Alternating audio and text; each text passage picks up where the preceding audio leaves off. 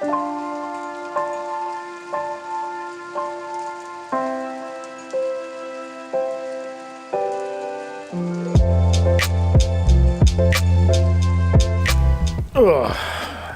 up, guys? And we're back at the Legion of Dash, ready to get back to work on some wagon stuff. It is nice to come home from work and see that thing waiting on me. Can't wait to see that thing finished. So let's see if we can't get a little closer to that today. Welcome to Daily Dash. So before I get started today, I just want to talk for a second. This is actually an important talk, unlike some of my other ones where I just kind of jabber on about my life, BS or whatnot. I got poking around today and looking at YouTube stuff, YouTube algorithm stuff, just tips for young creators, and a quote hit me that was one of those tough pills to swallow. Tone down your content, not make it so broad. Try to focus on one thing. What a lot of people do is they see their big favorite YouTubers and they kind of mimic what they do, and I'm definitely guilty of that. I do that. One of my favorite vloggers of all time is Casey Neistat. I love watching him and his family and how they come up and just how honest he is, and that's the kind of style I wanted to go with. But they brought up a good point that if you go to a lunchroom and there's two different tables, and you got one table here and there's a guy there and he's talking about himself and his family, or you got one guy over here working on a car, what table are you going to go subscribe to? And I was like, shit, you're right. When I do get to a bigger channel and I can kind of talk about my family and talk about my experiences, I'll open up a little bit more again, but that was a hard pill to swallow. It was definitely a self-realization moment where you're kind of taken back and like, oh yeah, that's good point. I'll get back to just shutting up and working on my cars.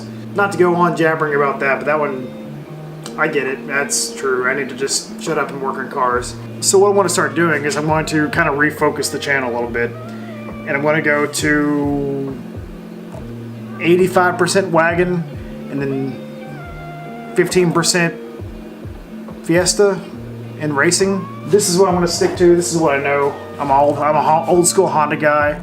I'm a huge wagon nut. I have been a wagon nut for a little over 10 years now. So when it comes to wagons, when it comes to EF Hondas, when it comes to 88 to 91 Civics, all-wheel drive, I know them like the back of my hand. That's these hands. So yeah, I'm going to stick to that. I'm going to kind of refocus the channel for a little bit and drive hard at that and not be so number driven, like not watch my subscribers so closely, not watching the view counts or likes so closely. I'm still going to respond to every single comment that comes out of the channel, so thank you for commenting, thank you guys for sticking around, and thank you for the people who actually have been watching and really did care about my channel, what was going on. It means a lot to me that my community is that strong, and it means a lot that I am a small YouTuber and I have been able to reach out to that small of a community and have that big impact on me and my community, so thank you guys. Time to get back to wagon work. I went around looking for this bolt for maybe 30 minutes yesterday. Probably not, maybe like 20 minutes. But you know that time when you're in a garage and you swear you know where it is and you swear you just had it? That happened with this bolt yesterday. It's one of the three that go on the lower control arm and into the subframe. It was in the old lower control arm here. I just never did take it out. It was just sitting in there threaded. It's always the last place you look. Anyway. After an hour or two of fighting and rethinking life and nearly giving up and just running away, moving to Montana to raise sheep, I finally got one side together. So I think I figured out why I took such a big L on the other side last night. Alright, but first, let me run you through this. The subframe is bolted up, upper control arm's on, all three bolts are in the back. Although that one decided it wanted to break the weld nut off right there. But I put a nut on the back, so it's got a new fresh nut on the back. No innuendo. These spacers went in just fine. I haven't put my toe adjuster on yet, but that's going to be fairly easy. This side is bolted up. Holy crap, that was a pain in the ass still. And I don't know, I think there's a few factors here at play. One being these are brand new struts, so they're not broke in, so they're very, very compressed. They have a lot of compression on them. They do not like to be compressed. They have to get their little break-in time. Is that the right route to go? Yeah, I still like them. I still like to have the brand new parts. But at the same time, man, that was a pain in the ass. Dang it, I forgot. I haven't done this yet. So I gotta tap in that and run that bolt through there. I will do that next. I'm really excited about this W here after all the L's and all the other L's they were trying to give me. This side finally came together, and thank God, because I almost, when I was trying to get this subframe spacer line back out, this one was almost trying to go in there a little crooked. It took a lot of finagling, a lot of thoughts and prayers, a lot of reconsidering life decisions and where I come to this point. But I finally got to line up and go straight up into the body. That's one thing that's been terrifying me this whole time, is if I get one of those stripped, that's going to be a deal breaker. That's going to be a, crap, we got to go through and drill that out, pull everything out. Really, really, really, really, really trying to avoid that. So I've been taking my time, being really careful. That thing wants to try to destroy every nut in the world and all the screws to go up in the body, so I have to be really careful while I'm throttling that impact up in there.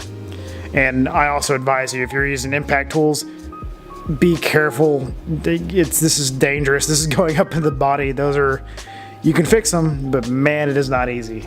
So this is the left side, or as I like to call the L side, and I've still been struggling and fighting this side to get back together, and I finally figured out, and I have it kind of pinned down. I know what it is and what I got to do. So if you see here, which is kind of hard to see on the camera with this light, that's a lot of grease, a lot of axle schmoo.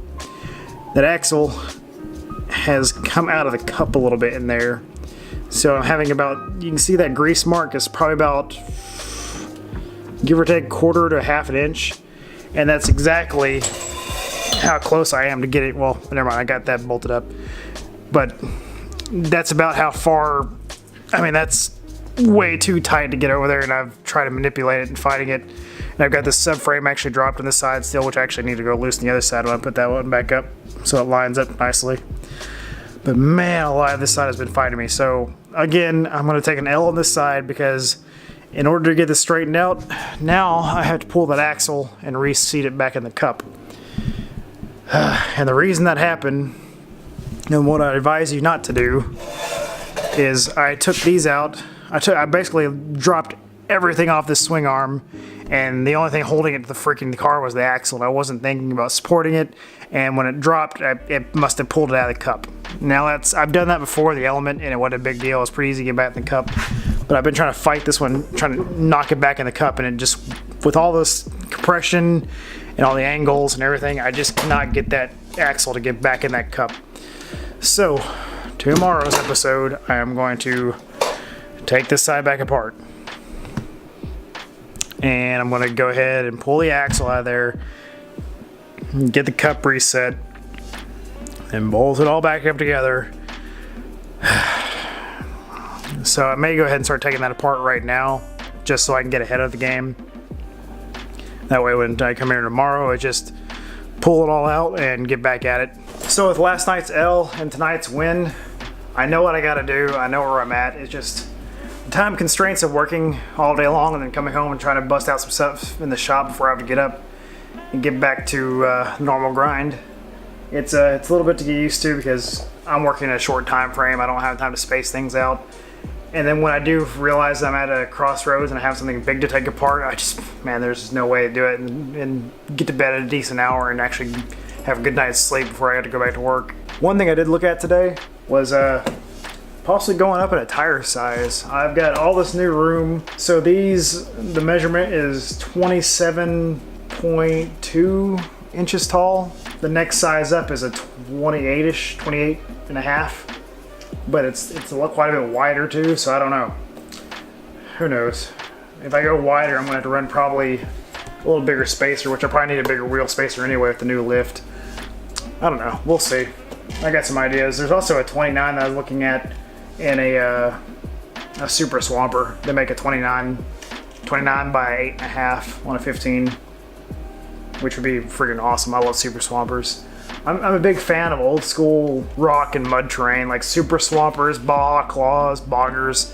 I love all those old terrains. I respect them, and I always like a good name brand tire too. Just something about it just sets the car off, makes it feel more off-roady or something. I don't know, more legit. But yeah, I'm gonna wrap it up tonight. It's getting late. This video is gonna go up probably about 9:30 or so. I don't know, Central Time. So anyway, I'll catch you guys tomorrow on removing that rear axle, getting that all straightened up, and yeah, we'll see you guys tomorrow.